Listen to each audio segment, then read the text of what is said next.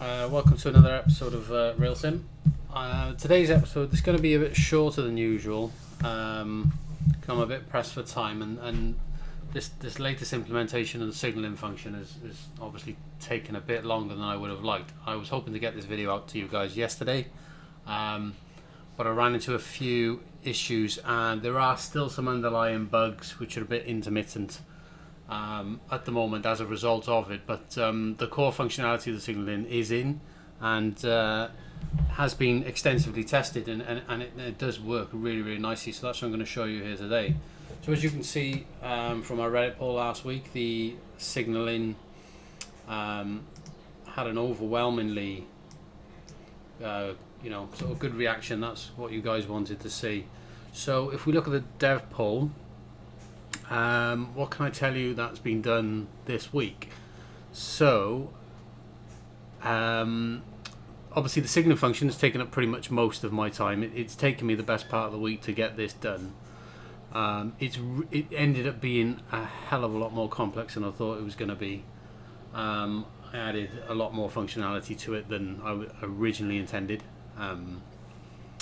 So yes, it does work really nicely, which I'll show in just a sec. So I've also managed to incorporate just another quick one as well. So this one down the bottom here, populate initial map with more cities.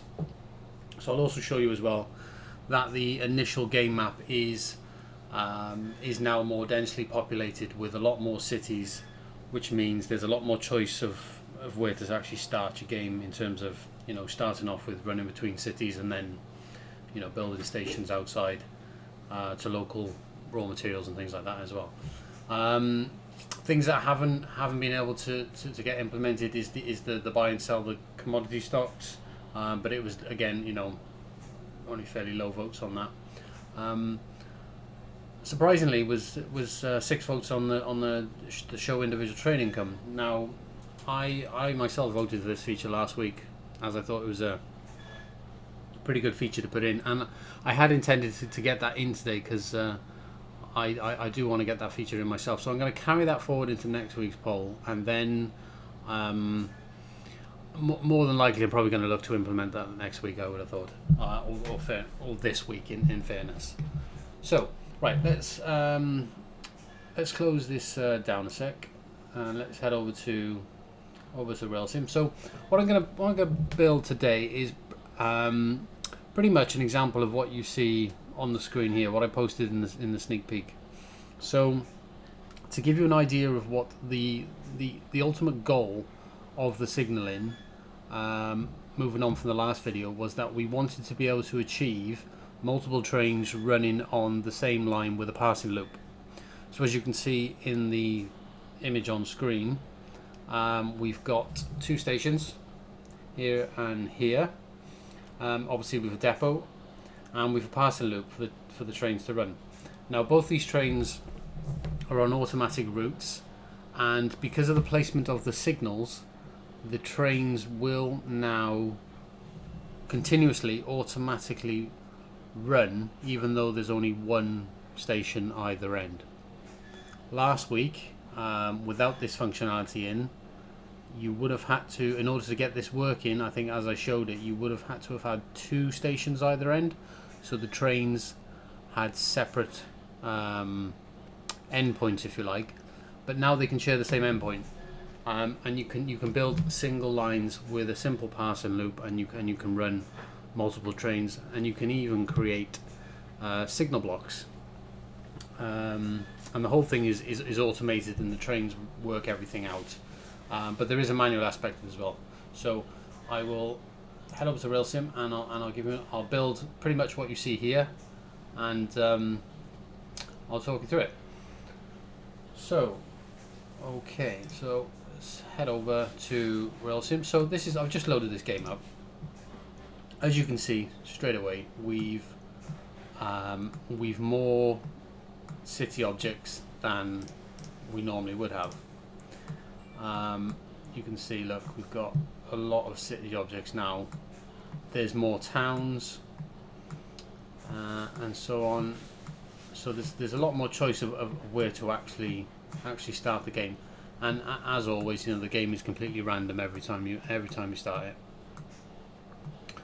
So I think, yeah, I mean that would look like a pretty good place to start. I think Brighton and London, but for the purpose of this video, well. I suppose I could run it between the stations. It doesn't really matter. What I need to do is just build a single line with a passing loop, and then create a block section on the loop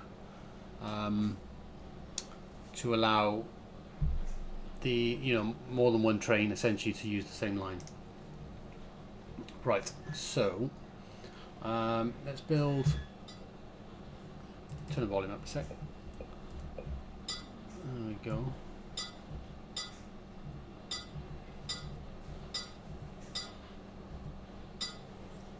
So I'm going to build my station here, and I'm going to build a station here. Okay. And then what I'm going to do is I'm then going to bring out track along here, and very simply create a loop. And what we'll also do is build some track to place our depot over here. Okay, so if we now click on signals, the first thing we do is I want to place a signal here, so when the train comes out of the depot, the train can be told to sort of wait here if I've got trains passing, on either of the up or down loops. So with the signals, it works very much in the same way as building stations, and depots and things like that. As in, you use the numpad on your keyboard, or use the directional gamepad as well. And how it works is that if I want to position a signal here and click signals, if I use the arrow to the right, okay, that will create a signal facing the train traveling towards the right. Okay, whereas if I use the left arrow, that signal will be intended for trains traveling in the opposite direction. Okay, now obviously given the setup of the line here, I don't need a signal for trains traveling this way, but I do need a signal for trains traveling this way to protect this line. So I'm going to build a signal here, and I'm just going to press the right numpad arrow, and it places a signal for me there. There we go. And I can manually change the signal from red to green as well. Now on my passing loop here, I want to, on each side of the loop, I'll have this as my main downline to New Milton. So what I will do is I will create a signal for trains going towards New Milton at the end of the loop, and then I will also create one on the entrance to the loop as well. And there's a specific reason for me doing that. And now I've only got a very short loop here. I probably should have made it a little bit longer, but I've got enough room here to place two signals and do the same thing. So what I'm going to do is do the line in the opposite direction there and there. Now trains only they only occupy one tile, if you like, at any one time. So this is enough room to create effectively a a block between this section here. So let's close the gamepad a moment and go to the workshop. Let's build a train, and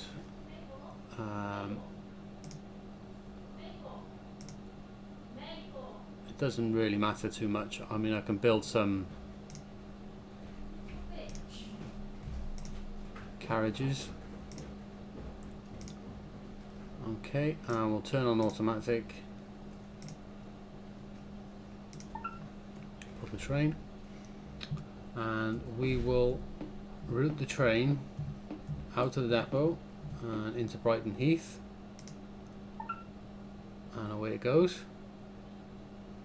like so. Now if we watch what happens here, I'll show you. So at the moment the depot is blocked because it's phased out, but as the train passes this signal, it releases the block here and creates a new block from this signal to the next one, and as it passes that signal, it releases this block and resets the signal, like so, and the same as the train reaches the station. It protects the block that it's just travelled through, so no train could effectively travel on this line down to Brighton Heath. So what I will do right now is I will create another train, and we'll put some cars on it, 2 passenger cars, not that it really matters for this demo.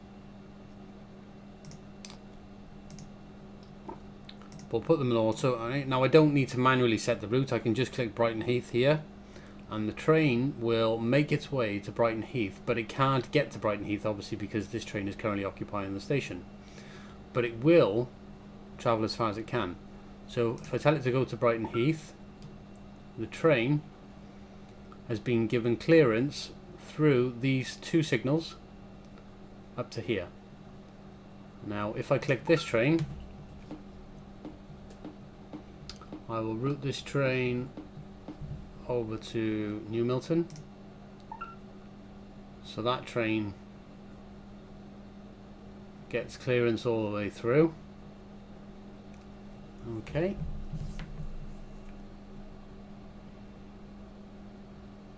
there we go. So UBMO is now currently waiting at a red signal, and the block has just been released for it here, and it's just been given clearance on the signal automatically by the game, if you like, as it's fully automatic signalling into Brighton Heath. Okay, so there we are. Right, so now this train has reached Brighton Heath. We'll tell it to go New Milton, and we will tell this train to take this route back to Brighton Heath, so on the opposite line back. Okay, so now I've done that, I can now put this train into automatic. My game's run a bit slow here because I got a lot of windows open, and there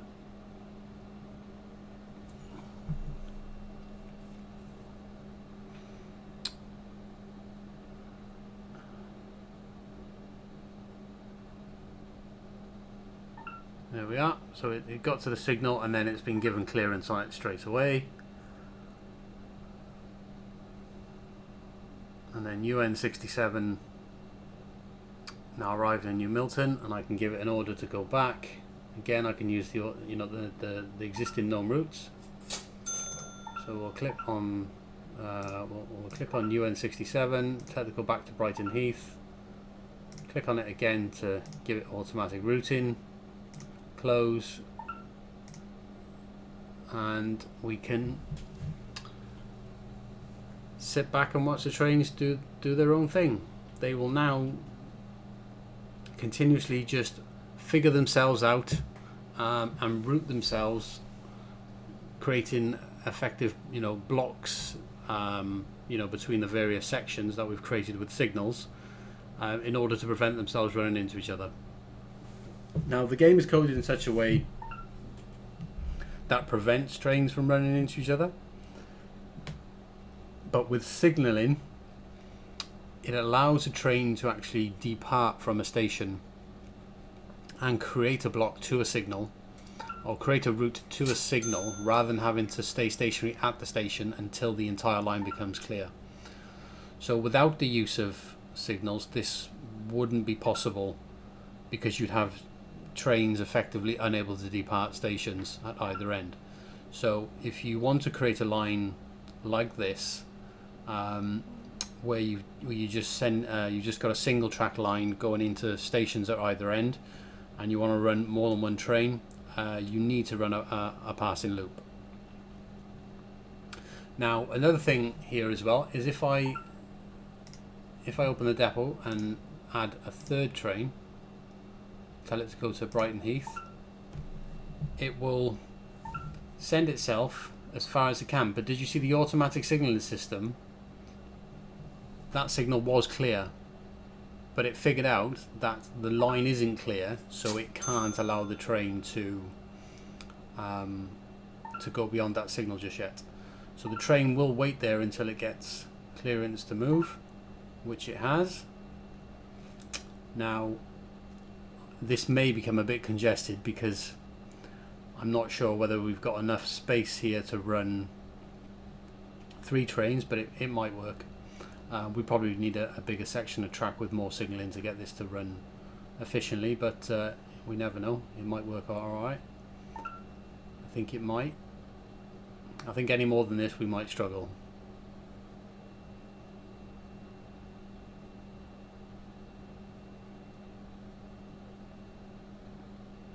Okay, so we've got UBMO at New Milton, can't depart, but now it can. So it's got clearance there.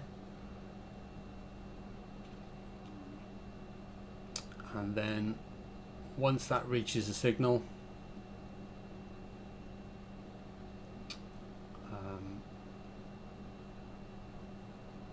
or passes the signal rather, it should release the block for UN67 to enter into the station. Now I'm not doing anything, I'm just sat back on my chair just watching all of this happen. And there we are, there's UN67 on its way to the station. UBMO hasn't got any orders, so we tell it what to do.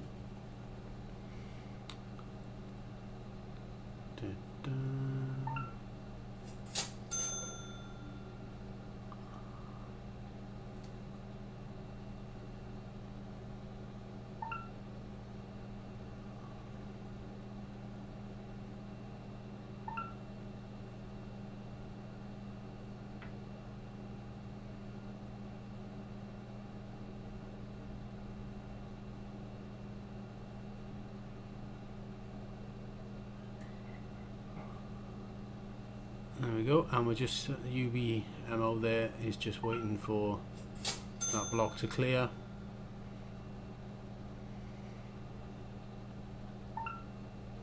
And there we are. Right, so that is that signalling. Other ways this can be improved is, one of the things I'm looking at is to introduce. Currently the signals are fully automatic. Well, saying that, the signals are semi-automatic, so you can manually change the signals and the trains will obey that, but the trains still won't run into each other because the game is coded in such a way.